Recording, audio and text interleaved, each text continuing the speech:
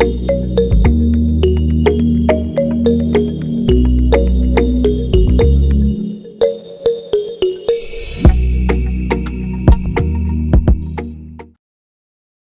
y'all, welcome back to my channel. I know it's been a very long time. A lot has happened. Oh my gosh, there's been so much that I really need to update you guys on and let you guys know what's been going on because it's legit been crazy. But yeah, that's what's coming. I definitely want to put out some more content. But this video in particular is going to be talking about my experience working with GlamSquad. It's kind of like Uber Eats for makeup, hair, and nails. Essentially, client gets on the app, they book a service, and the company contracts out um, beauty professionals to go to the client's location to provide the service. I offer makeup services in the Dallas area. I am originally from California, so what I did like about Glam Squad at the beginning, they told us that if you were familiar with other markets, if you're visiting there or what have you, that you could accept appointments in other markets when you're there. Did a video about interviewing with them. If I missed anything in that video that you have a question about, please don't hesitate to reach out to me. I won't mind answering them. I'm speaking from my experience. This is my opinion. I have to say that as a disclaimer because obviously, everybody's experience is going to be different. Glam Squad launched in Dallas in September of 2023. After going through the interview and application process, I was asked to come do a live demo. I talk about that in a different video, so I won't spend too much time on that right now. They reached out to me and they told me that I had passed and that I could start working with Glam Squad. So I had to download an app, the Glam Squad Pro app, and that's pretty much your form of communication and how you're going to get appointments and everything that you need. So I downloaded the app. It had you go through. They sent us like an orientation deck that was like I guess you could say like a PowerPoint or like a Google Slides presentation. And you go through and you read all of the information, and they essentially kind of try to prepare you for what to expect. So you'll create an account with Stripe, and then you'll input all of your payment method credentials and preferences and go from there. Once you finish that, then you start to prepare to start taking appointments. So you set your zones. By default, it pretty much will select like all of the zip codes that's near you. You can go in and select like which zip codes you prefer to work in, and then you can turn off other zip codes. Dallas is not a walking city at all. It's people don't rely on public transportation as much as they do like in cities like LA or New York. So the drive time is something that you need to take into consideration.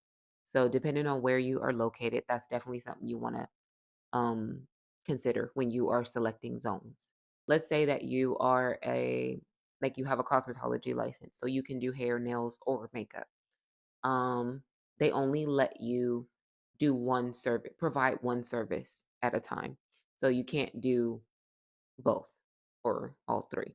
They don't necessarily tell you like how to dress when you go to an appointment. There's only been a couple of times where they've sent out like a text message when they book VIP clients, is what they classify them as. Then they will ask you to show up in all black. Once all your information is set up and you're ready to go, then you can select the days and times that you want to work. That was a feature that I liked the most because, like I said, when I applied at first, I was still working. So I didn't just have open availability anytime. And also, as a mom of a toddler, I was I was extremely concerned about that. So I do like that feature that you can set your own schedule.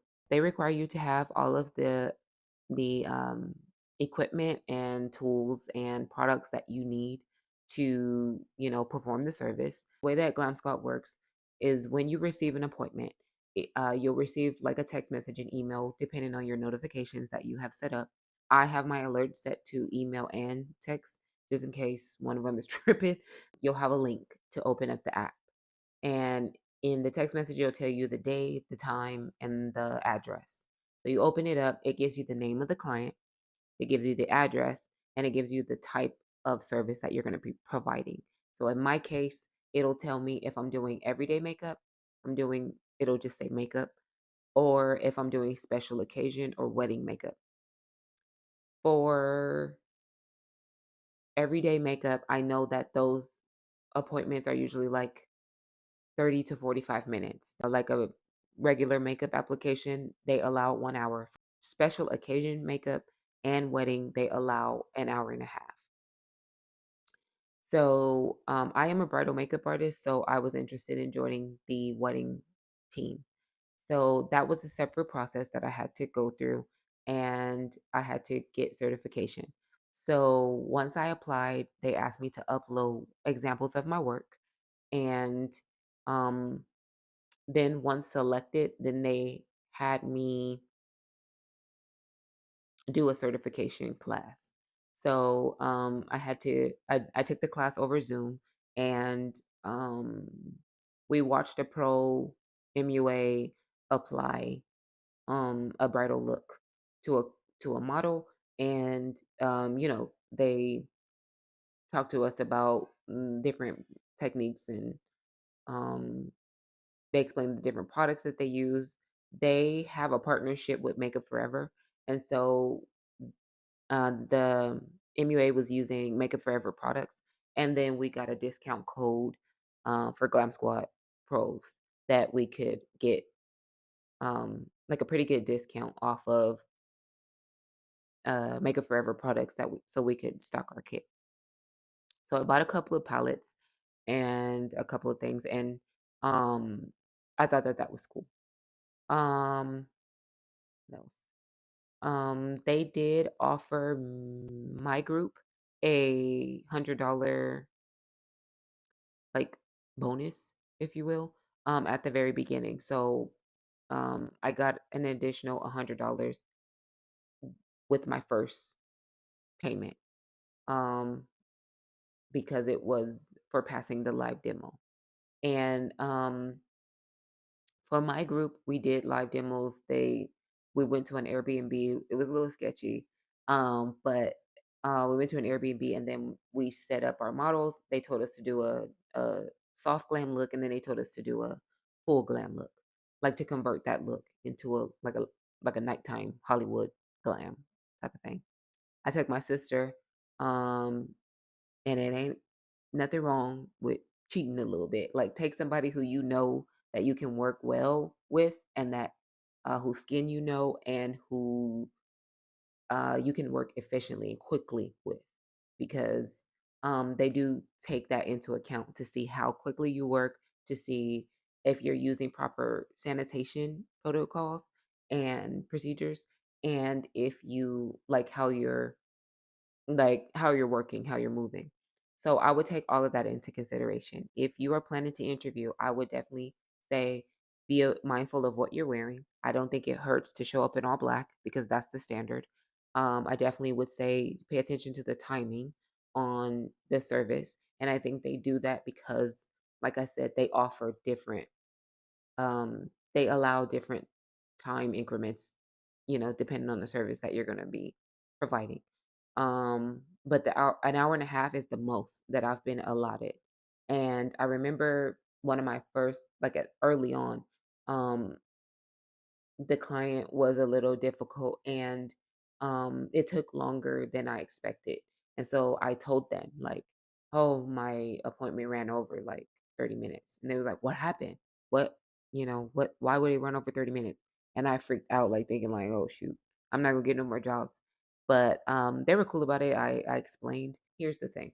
When you show up to a client appointment, always ask them what time they need services to be completed by, because just because it says that you have 40 minutes, you have an hour and a half, doesn't necessarily mean that it's going to take that. if you go over, you want to make sure that you're not making your client late to wherever they need to be.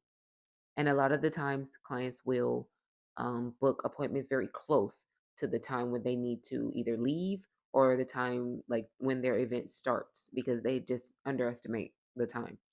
And also, they feel like, oh, it says in the app that it's going to take 90 minutes for this or 60 minutes. And so they literally think like when you walk in, you're going to start, like they don't factor in setup time. They don't factor in if you need to make changes to something. They don't factor in you cleaning up and leaving. And so there's been times where like I'm cleaning up and leaving and the client's like, bye. Yeah, I'm so sorry. I have to go run and get dressed, but let yourself out. Moving on. The way that GlamSquad does is that you'll be working simultaneously. So it'll show you in the app. You don't get a picture of the client with in the app or like any like demographics. So you don't necessarily know um, you know, who you'll be working with or like their skin type or their skin tone or their hair type. You don't know that information until you walk in. So you have to do like a mini consultation when you get there. There was a nail tech that asked a question, and so I wanted to specifically talk about that really quick. I did a job where I was doing the makeup for a client for a special event, and there was another gal there that was doing her nails. She set up for a pedicure, and so she was working doing a pedicure at the same time while I was doing the makeup. So you'll have to be able to be flexible and be able to work simultaneously with another beauty pro. Be considerate of the other people that you're working with. I try to take that into consideration. I'm 5'9", so I'm tall. A lot of clients are not. And so I'll I have a chair. It's like a director's chair, and it sits at my height so that I can work without being hunched over the entire time. So I'm trying to preserve my back. So at the beginning on Glam Squad appointments, I would take my chair. But then I realized that there's a lot of hairstylists that are also not as tall as me. So they would be reaching their arms up trying to service the client because I I had them kind of sitting up too high in my chair. That was something that I needed to take into consideration, and I did. Also, the clients are not aware that none of the beauty pros know each other, that we were just assigned to the job by Glam Squad. So, being friendly, being cordial with the other beauty pro that's there, there's nothing wrong with that. I've had experiences with a lot of different types of personalities at this point, and I think that that's the best advice that I could give. It's like it makes it awkward for them if you're like weird with the other beauty pro that's there. I'm not saying y'all got to come in and hug each other and high five and start chatting. I'm just saying be cordial, be polite, and be considerate. You get to build your portfolio, you get to expand your clientele, you make connections, network with other beauty pros. Those are all major advantages to working with Glam Squad. Here's some of the things that are not so great. So, like I mentioned, Dallas is not a walking city. People don't utilize public transportation that much. So, you're driving a lot, a lot. Another con to working for Glam Squad is that their rates that they pay at are not the best. With that being said, I definitely charge more. My rate is higher when I take private clients. If you're willing to sacrifice that for the greater good, I guess, and that's not an issue to you, then um, don't worry about that. But if it is, if you've been doing this for a while, you run your own business outside of Glam Squad, or you work for a salon, or whatever the case may be, that's something to think about because you also want to think about how much will you actually be getting paid once Glam Squad takes their commission and once you've paid for gas and wear and tear on your car. The security feature is not too in depth. You don't really know what kind of environment you're going to pull up into. I'm still learning neighborhoods. I'm still learning, you know, where I should and shouldn't be, if you know what I'm saying. I'll just kinda look up the zip code and look up the address and kinda, like, look around on, like, Google. Like, they give you, like, a preview and you can see it, like, in 3D or whatever, and you can, like, look around the neighborhood on Google Maps. I'll do something like that. so that I could try to see like, do it look sketchy, or like what, try to prepare myself a little bit more, because at the end of the day, your safety is your responsibility. Glam Squad essentially doesn't really have anything in place that necessarily protects us in that way. Once you get the job and then you accept it, it's yours, and they expect you to show up on time. They have a new feature where they'll, if they feel like, and you enable location services on the app, and so if they feel like you might be late because your location is saying that you're 30 minutes away from an appointment that you have in 10 minutes, they'll reach out either directly, or the app, like a little notification will pop up from the app asking if you're going to be on time or if you're going to be late, and if so, how late, things like that. They don't like same day cancellations. They do have a feature now that they didn't have at the beginning, where you can cancel the appointment. You have until 5:30 the day 5:30 Eastern the day before the appointment to cancel it in the app yourself. And then it'll ask you why you want to cancel it. So back to rates, because that's an important thing. For makeup, like everyday makeup, the rate is $60. That's before Glam Squad takes a cut from it. So I believe I made about $45 when it all was said and done off of everyday makeup glam. And that's really just like a basic face, foundation, maybe some blush, mascara, but very simple makeup look. And I've only done one of those because I just don't feel like it fares out. Like I said, don't live in Dallas, so anytime that I have to get in my car and drive, and I drive an SUV, then I it needs to be worth my while, and so I usually don't accept everyday makeup appointments because they're so low. Regular makeup applications are $90, so I get $70 off of that, and this also includes a tip. They include 20% gratuity in this. So that $70 is the tip and the service charge. Also, if you want to add on, in my case, I have the option to add on like eye mask or add on lashes, then it's an upcharge. And the client essentially knows that, but they encourage us to tell the client just as a reminder. Like in my case, it's almost always lashes that clients will choose to add on. And if I add lashes to the appointment, then that's an additional $25. So if I get a makeup and lash appointment, I end up making $90 instead of the $70 on those jobs. For special occasion makeup, I make 150 and I end up taking home about 116. For bridal, I made 136. Okay. So I'm telling y'all the real. No gatekeeping over here. This is current as of June 2024. I believe that it's the same rates across all the markets. Like I believe I believe so. Went through the certification process for wedding so that I could offer wedding makeup. And so now that's been added. So I've only done one wedding for Glam Squad so far. We did not do a trial. She just booked wedding makeup. Somehow there was some sort of glitch. And a couple weeks in advance, it told me that I was going to be providing wedding makeup for a client. The app glitched or something like that. I don't really know to this day what happened, but something happened to where it canceled the client's appointment. The client had reached out to me on Instagram and told me that I was going to be her um, bridal makeup artist. I don't know if she just looked it up based on my name or if Glam Squad provided that information to her, like my social media, but she reached out to me directly to tell me, um, who she was, and to send me inspo pics. So I knew that was a plus because obviously with wedding makeup, you want to do your best. And so that was that. But thank God that she reached out to me, because if she hadn't, then it would have been a disaster. Because on the day of her wedding, I was literally on my way to pick up my daughter from school, and she reached out to me on Instagram. She called me through Instagram, and she's like, "Hey, I was just wondering if you're still coming." I said, "No, it got canceled." And she's like, I told her, like, "I thought you canceled it." And she was like, "No, it's my wedding." And she like starts crying. So I freaked out. She was like, almost an hour away from my house. And so I was like, okay. So I said, no, don't worry, um, I'll try to work it out.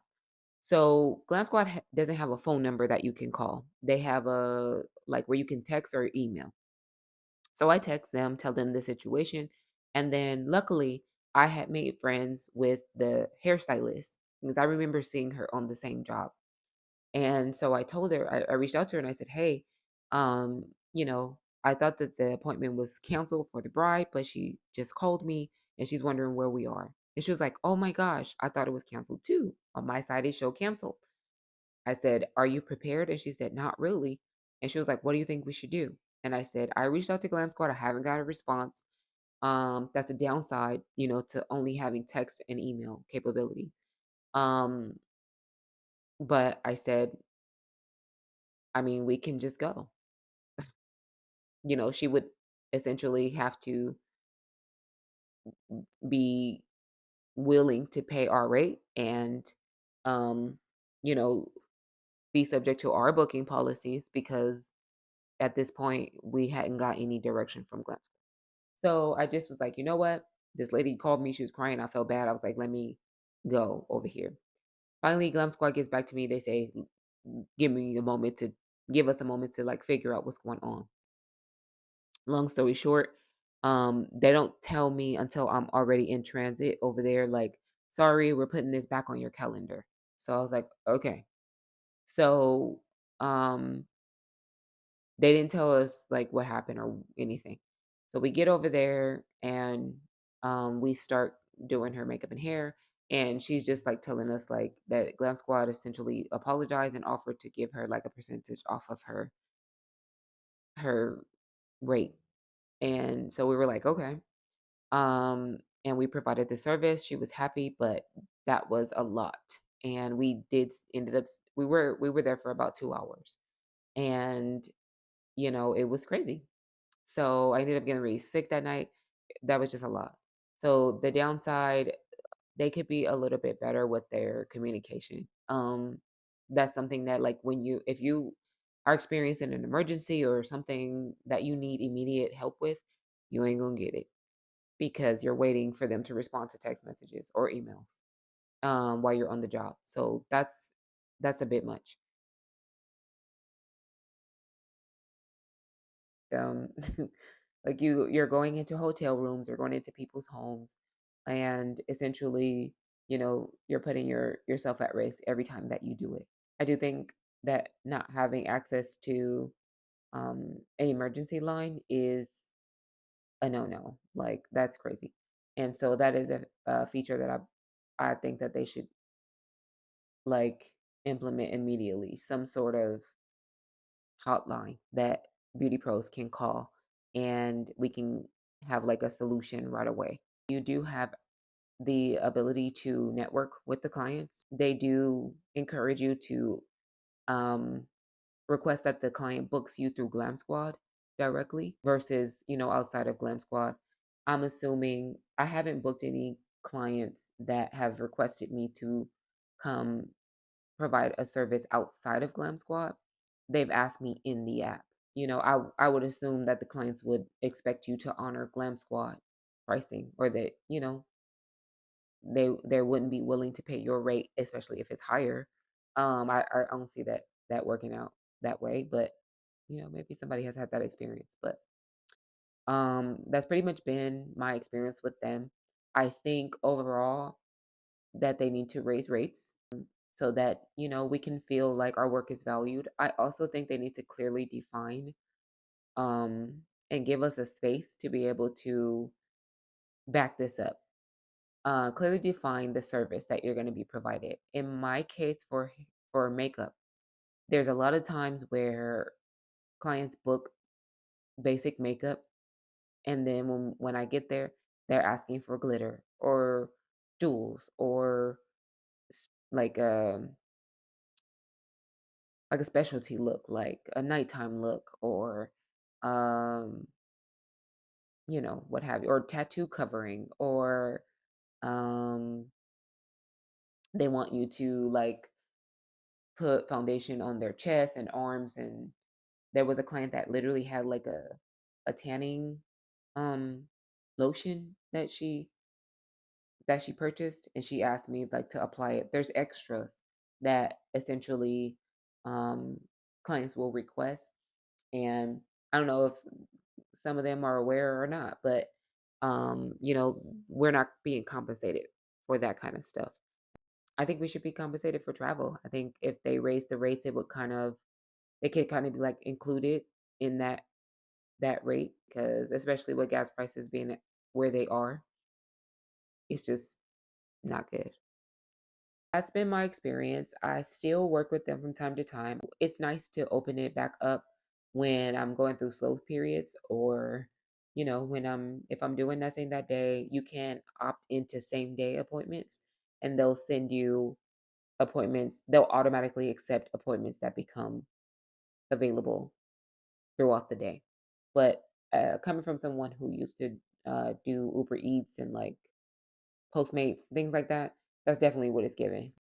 I tried to give all of the details in my experience working with GlamSquad. If there's anything that I forgot, any questions that you have, leave it in the comments and I will be sure to address them.